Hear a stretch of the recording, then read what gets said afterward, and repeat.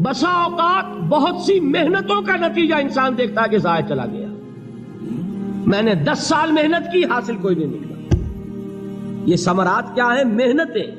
محنتوں کے ثمرات کا ضیاع۔ کوشش آپ نے کی، قسمت کی خوبی دیکھی ہے، ٹوٹی کہاں کمن، 2-4 ہاتھ جب کے لبے بام رہ گئے۔ Be prepared.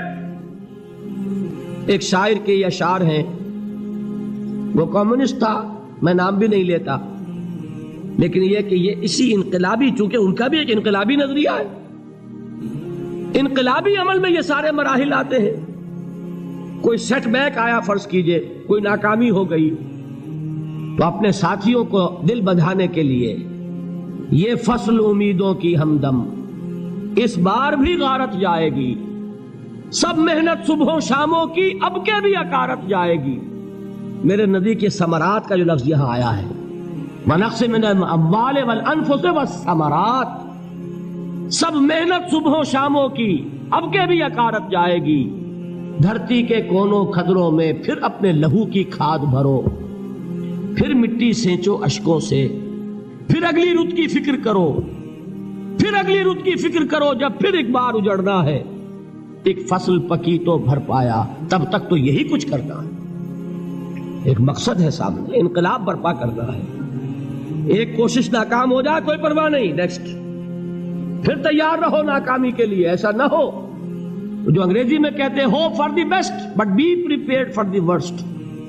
ایسا نہ ہو کہ دوسری مرتبہ ناکام ہو کے بددل ہو جاؤ، تمہاری ہمتیں جواب دے جائیں۔ نہیں، پہلے سے تیار رہو کہ دوسری مرتبہ بھی ناکامی آئے تو آئے، لیکن جب تک کہ کامیابی حاصل نہیں ہوتی ہمیں یہ کام کیے چلے جائیں۔ دیکھیے سیرت میں آیا کہ نہیں یہ واقعہ؟ بدر میں مسلمانوں کو فتح ہوئی تو احد میں زک پہنچی کہ نہیں؟ 70 صحابہ شہید ہوئے کہ نہیں؟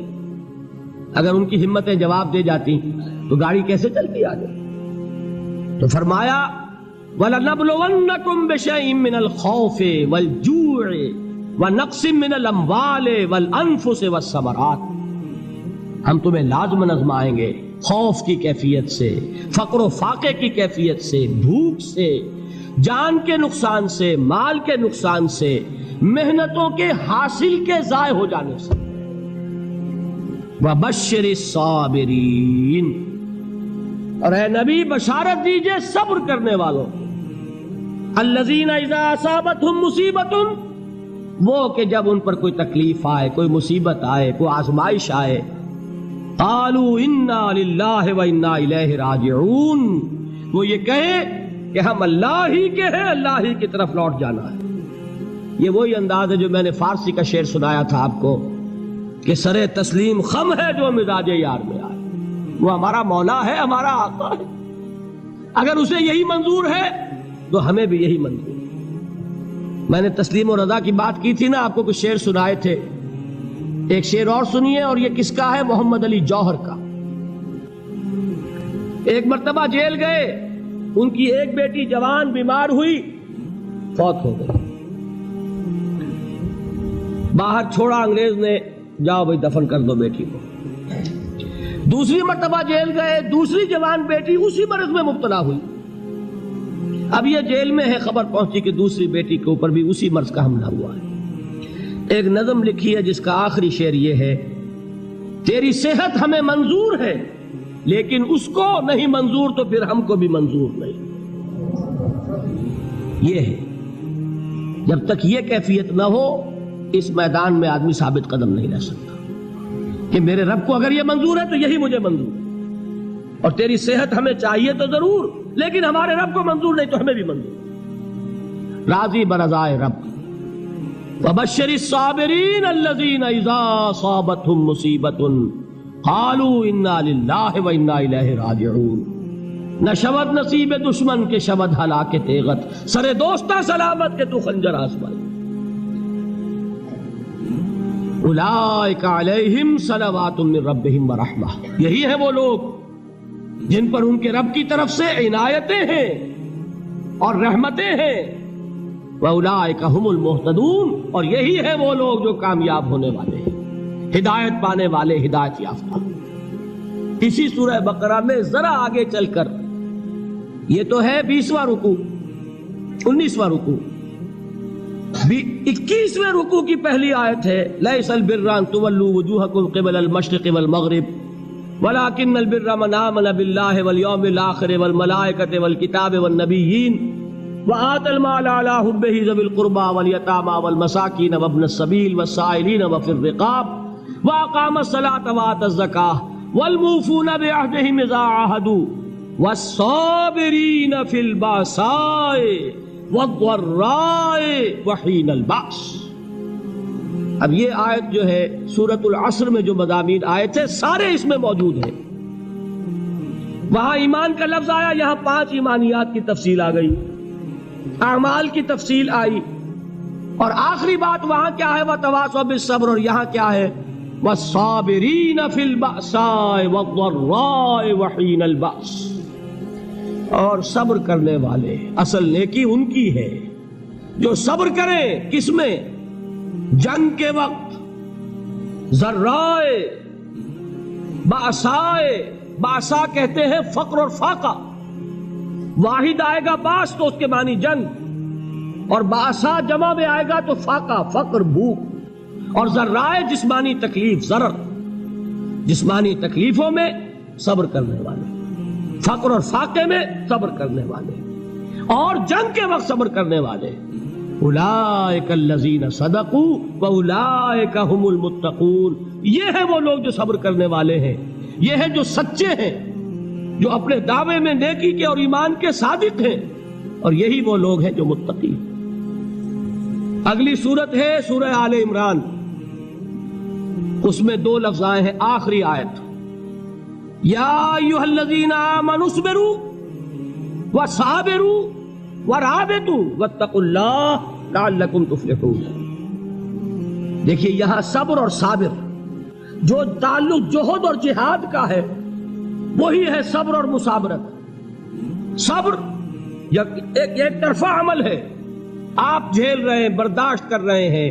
صبر علی المعصیہ، صبر علی الطاعہ، صبر علی الابتلاء، یہ سب کیا ہے؟ صبر. اور مصابرت کیا ہے؟ صبر کا صبر سے مقابلہ. یہ سورہ آل عمران. اب وقت نہیں ہے، میں آپ کو سناتا اللہ تعالیٰ نے کیسے کیسے مسلمانوں سے کہا مسلمانوں تمہیں زک پہنچی ہے تو انہیں بھی تو پہنچی تھی. ان کے 70 نہیں مارے گئے تھے بدر میں؟ ان کے حوصلے جو ہیں وہ تو پست نہیں ہوئے، وہ اگلے سال آ گئے تم پر چڑھائی کر کے. تم کیوں اتنا برا مان رہے ہو؟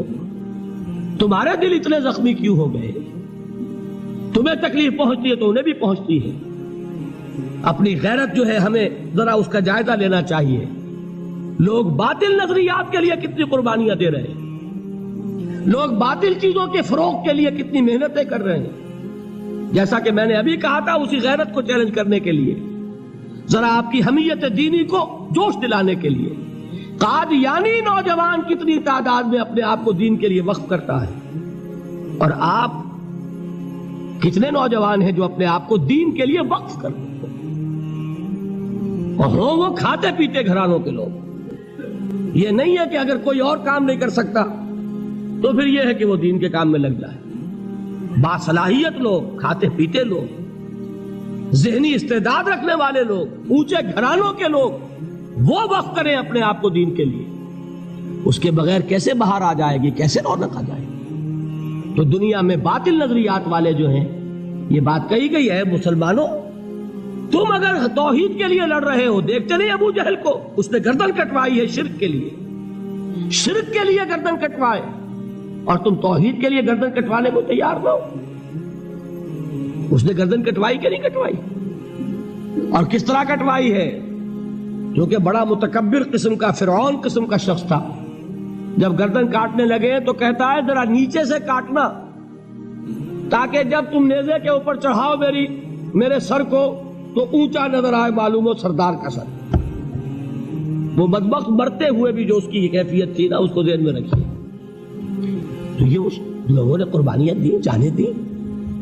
تو فرمایا اگر تم ان سے زیادہ قربانی نہیں دو گے، یہ نوٹ کر لیجئے اس کو، مجرد اگر حق کو غالب کرنا اللہ کے ذمے ہو تو آنے واحد میں غالب کر دے گا، تمہیں تکلیف ہی دینے کی ضرورت نہیں.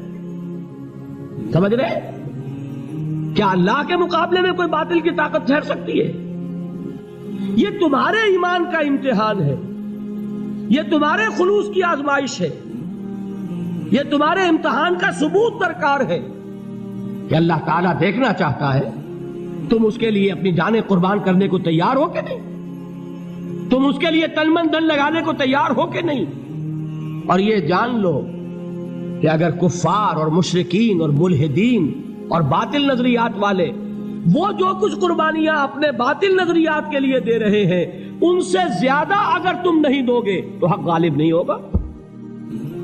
انہوں نے جو صبر کیا ہے اپنے باطل نظریات پر، اگر تم اس سے زیادہ صبر کا ثبوت نہیں دو گے اپنے اس حق پر تو حق غالب نہیں ہوگا۔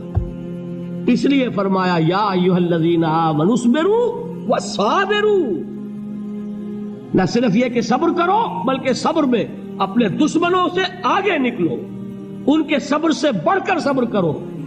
ورابطوا، مرابطہ کہتے ہیں چوکس رہنا، ہوشیار، پہرا دو، ایسا نہ ہو کہ دشمن جو ہے غفلت میں تمہارے اوپر کوئی حملہ جو ہے کر بیٹھے۔